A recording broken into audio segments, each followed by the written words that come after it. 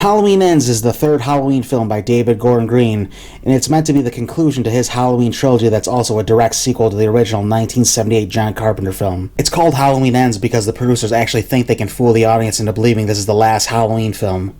But I guess calling it Halloween Ends until the next one doesn't look as catchy on a movie poster. The movie follows a character named Corey Cunningham.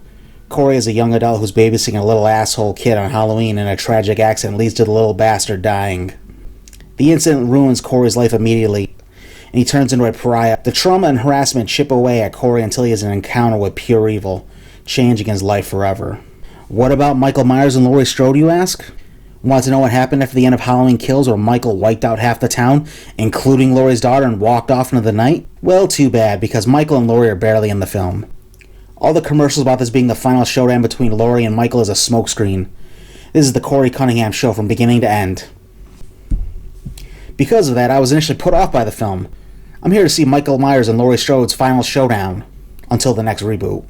What's all this crap about this dorky kid getting bullied in town? Starting the movie out by following this character was a really big turnoff for me. Until it wasn't.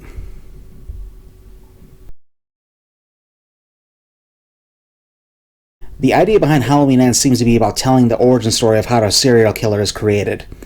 After Michael Myers disappears and the kid Corey is babysitting dies, Corey becomes the new monster in town. He gets beaten up by rich kids and guys with mullets. Corey gets called a murderer or psycho everywhere he goes. One of the few nice people that Corey comes across is Laurie Strode. She can sympathize with Corey because, just like him, she gets mistreated by the entire town and gets blamed for all the people Michael Myers has killed. One day after taking another beating, Laurie takes Corey to the hospital and introduces him to her granddaughter Allison, who's working as a nurse now. It's pretty much love at first sight for both of them, and Allison becomes the bright spot in Corey's life. She's the angel on his shoulder as he tries to help him through his trauma while also dealing with her own. Things start to look up for Corey, but only too briefly. Corey gets jumped again and gets thrown off a bridge and knocked out. Corey wakes up in a sewer and comes face to face with Michael Myers himself. Michael grabs him by the throat, but Michael's a lot weaker than the last time we saw him, and Corey escapes. But not before Michael looks Corey in the eyes and is evidently able to see the accidental death that's in Corey's past. The brief encounter seems to immediately change Corey. Right after he escapes from Michael in the sewers, he kills a demented homeless man who tries to attack him. From that moment on, it begins a tug-of-war for Corey's soul between the darkness, represented by Michael, and the light, represented by Allison. Which one's going to win out over Corey? Come on, man. You know what franchise this is, right? Rohan Campbell does a great job carrying the movie as Corey Cunningham. He's pretty much a one-man show in this film. Andi Matichak has the second biggest role in the film, but even with this being her third time playing the character, Allison feels like a supporting character in Corey's story. Plus, the relationship doesn't feel earned. It's missing a beat or two. Allison's pretty much ready to run away with Corey after knowing him for like 3 days, tops. With him being very shady in those 3 days. We haven't really talked too much about Jamie Lee Curtis as Laurie Strode, and that's because she's barely relevant to the story. She initially introduces Corey to Allison in the hopes that they will connect, but after Corey meets Michael, she seemingly is the only one who can notice the change in him and tries to warn Allison to stay away from him. You don't see Michael Myers until about 40 minutes into this 105-minute movie. Remember how he was basically unstoppable in Halloween Kills? He shrugged off being set on fire, beaten down by multiple people, and shot several times at point-blank range? Even Laurie Strode was saying that Michael was more than a man. Well, forget about all that, because he's back to being a man, I guess. It feels like the series can't decide if it wants Michael Myers to be a man or a supernatural being. In Halloween 2018, it feels like the filmmakers went out of their way in the promotion of the film to say that the shape was just a flesh-and-blood man who could be killed. But in Halloween Kills, they turned him back into an unstoppable monster who walked through everything that was thrown at him. Now he's a washed-up old man. He can't even kill anyone without Corey helping him.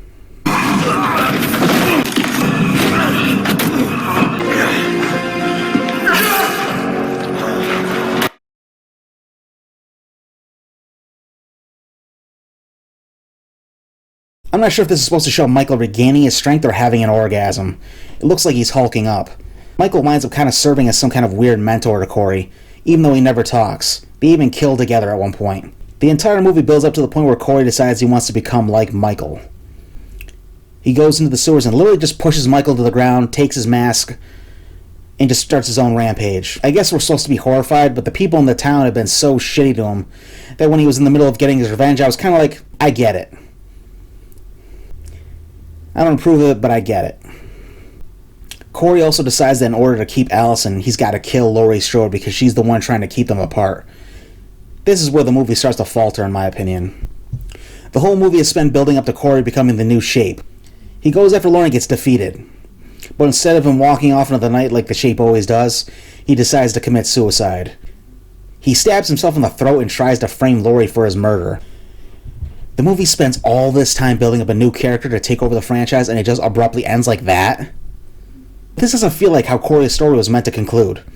He's the main focus of the first 90% of the movie until that point, and then the movie just forgets all about him. Now the movie switches to Laurie vs. Michael. You know how the whole marketing campaign centered around this being the final showdown between Laurie Strode and Michael Myers? Turns out it's only the last 15 minutes of the movie. After Corey stabs himself, Michael shows up in Laurie's house. Is he there to settle the score with Laurie Strode? No. He's just been following Corey so he can get his mask back. The final battle between these two horror icons happens because Michael Myers just literally wanders into the final act. Corey wakes up as Michael takes his mask, but he's old news at this point and Michael kills him. Michael gets his mask back and figures while he's at this house he might as well kill whoever lives there as well. This kicks off a brutal fight which ends with Laurie and Allison defeating Michael after pinning him to the kitchen counter with knives. Then they cut his wrists and he bleeds to death right there. But that's not the ending. Laurie and Allison put Michael's body on top of their car and parade him through town like a big gang kill. They take Michael's body to some kind of salvage yard or garbage dump and put his body in an industrial shredder, and watch as his body gets ripped to pieces. The end. The problem with the movie is that it feels like two incomplete stories thrown together. And as a result, neither really gets the attention it deserves. I think the movie would have worked a lot better if after Michael's body is destroyed at the dump, they cut back to Laurie's house and Corey's gone, showing that the evil passed on to him, and like Michael, he isn't so easily killable. Despite all the complaining I've done, I feel like this movie is actually really entertaining. I grew to sympathize with the Corey character and it kind of broke my heart when he took a turn for evil, even though everyone after was kind of a scumbag. You rooted for things to work out for him even though you knew that they weren't going to. I liked Rohan Campbell and would have loved to seen a new Shape take on Haddonfield. I know there was a lot of backlash to this movie and the idea of Michael being pushed to the side in favor of Corey. I didn't mind because this is the 13th Halloween movie, and at this point I don't mind them trying something new. If it didn't work, they'll just reboot the series anyway, which is probably what they're going to do anyways now. The cool thing about the Halloween series is that it's basically choose your own adventure. Due to all the reboots, there are already so many different timelines in the series already that there isn't one definite one. I wouldn't have minded a new set of films with crazy Corey Cunningham as the new Shape. It was an interesting idea and David Gordon Green almost landed it. I say give it a watch and you'll thank me later. Or you'll watch it and think I'm an idiot. You tell me.